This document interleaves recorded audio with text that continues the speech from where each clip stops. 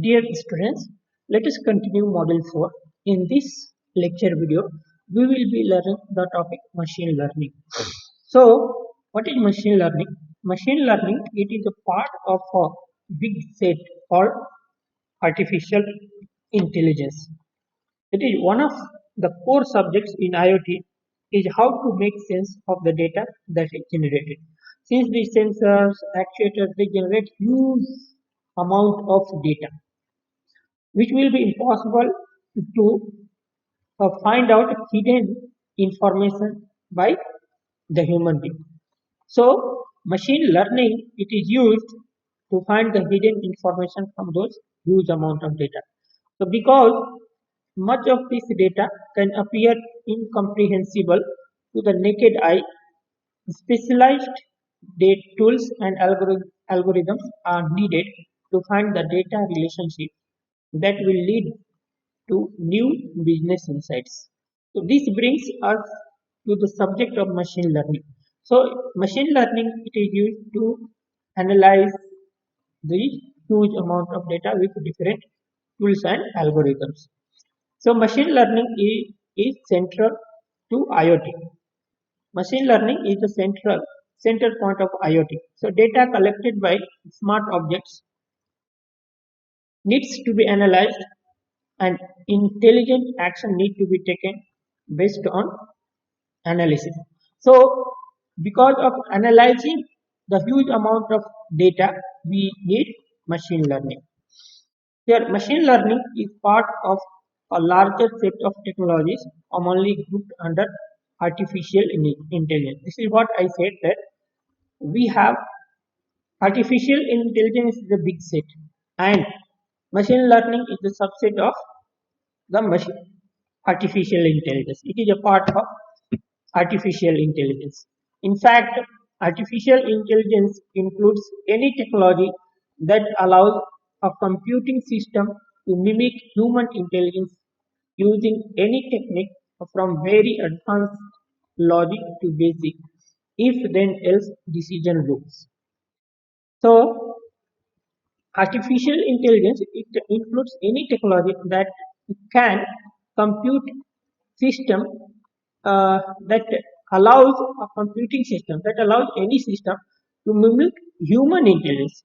So it allows any system which can act like a human being and which uses uh, like a human intelligence and techniques using the if then else decision loops.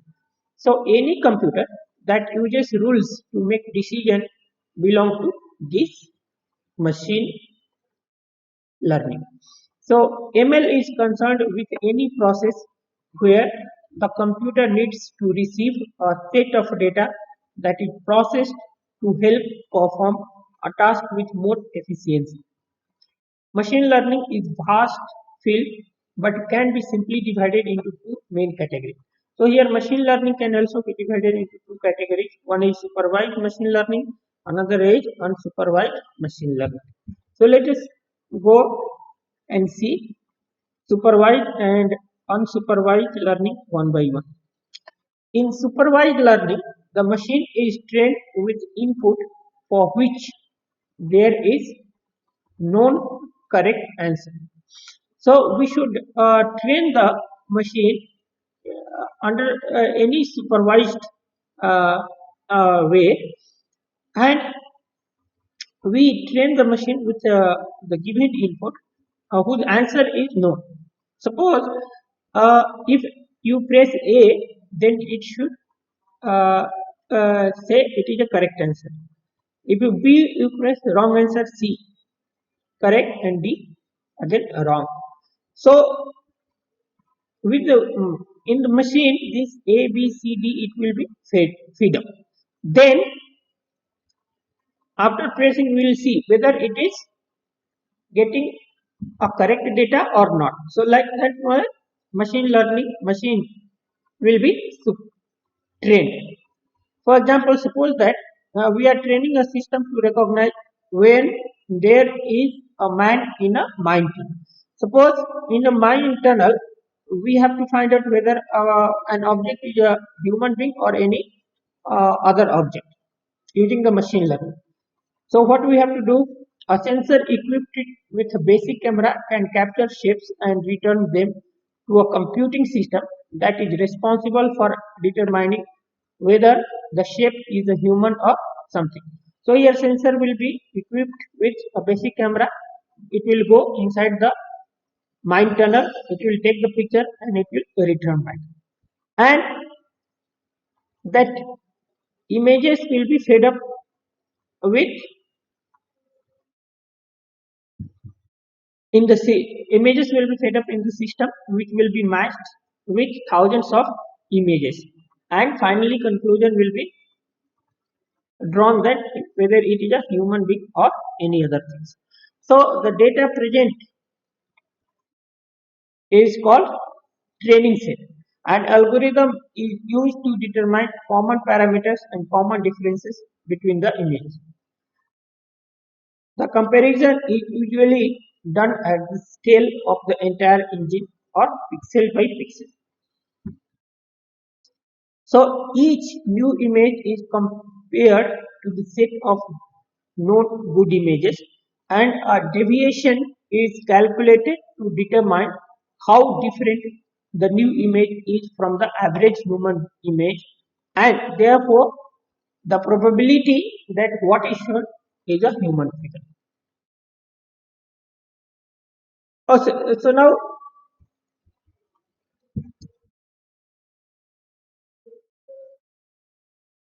after training, the machine should be able to recognize human shapes.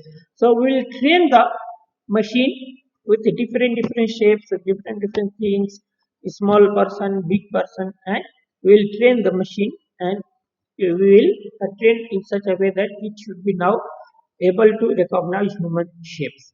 Therefore, real field deployments, the machine is usually tested with unlabeled pictures. This is called the validation to verify that the recognition level is at acceptable threshold.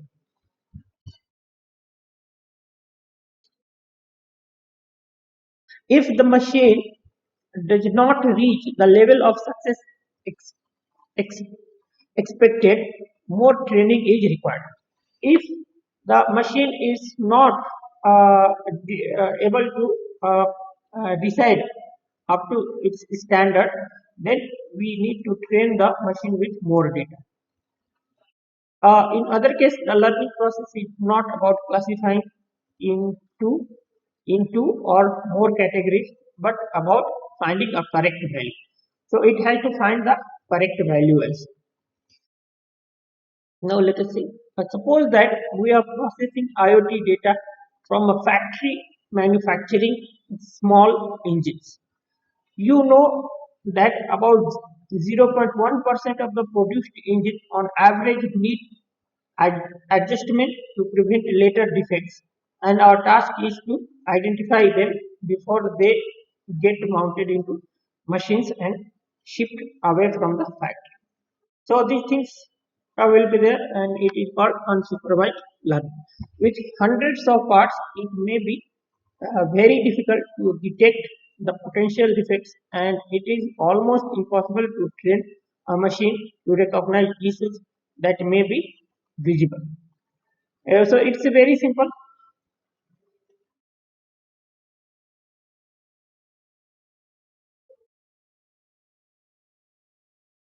However, we can test each engine and record multiple parameters such as sound, pressure, temperature of the key parts, and so on. Once the data is recorded, we can graph these elements in relation to one another. So this is how the supervised learning it works. Thank you very much.